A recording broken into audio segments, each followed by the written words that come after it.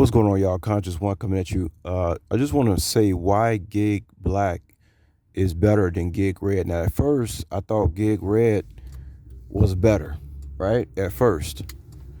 But what happened was, once Gig Red knows that you like dashing in a certain area, whether it's around where you live or maybe even another area, what they're gonna do, they're gonna catch on to your game, and they're gonna start sending you low bottom feeder orders. They're gonna try to pay you $1 a mile, 75 cents a mile, and if you don't take those orders, then you get off their top dasher list. And then next time you go to that area that you want to work in, which is most likely an area that you're trying to save gas in and stuff like that, they'll show it as no work in that area when it is work in that area. It doesn't pay to be a top dasher for Gig Red.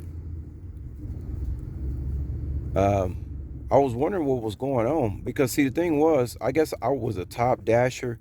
I was a top dasher for about like 2 or 3 weeks, and then after, like I said, after they figure out your game, I say, "Oh, you like working in this area, huh?" Then they start sending you BS orders, $7, $8 for 9 miles, shit like that.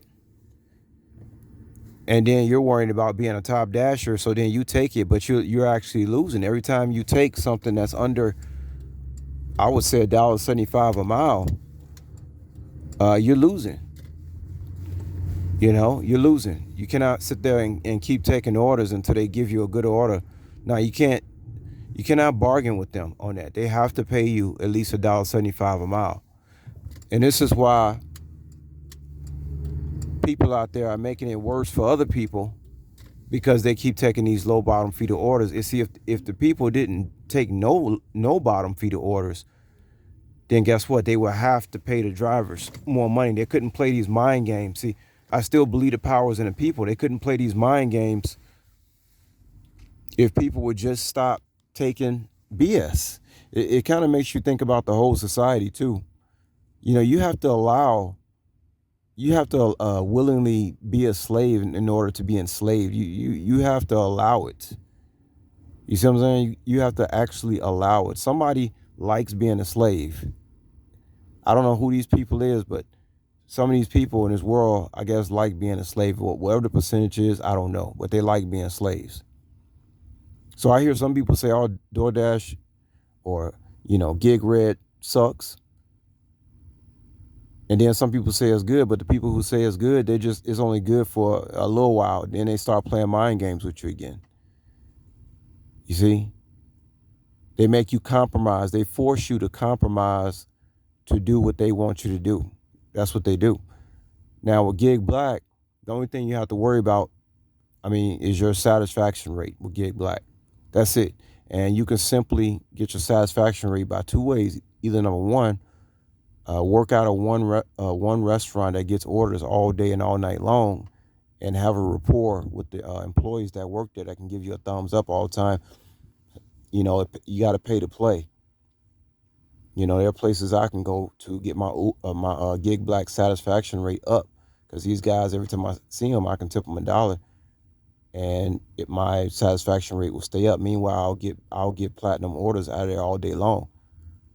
But some days I don't feel like going over there. So the second method you want to do with Gig Black is when you get an order from a customer, you just immediately send them a message and say, please leave me a thumbs up. The drivers, it really helps us out a lot. Thank you. That's it.